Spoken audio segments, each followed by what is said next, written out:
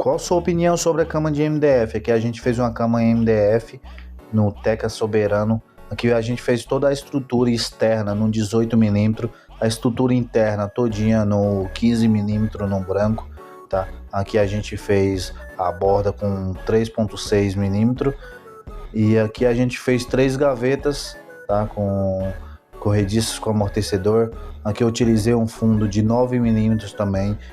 A cama tá bem estruturada, tá? Sempre quando eu faço essa cama em MDF eu reforço bem a estrutura interna para não ter problema do cliente reclamar. Isso aqui é 100% garantido, tá? A arquiteta pediu, tá entregue.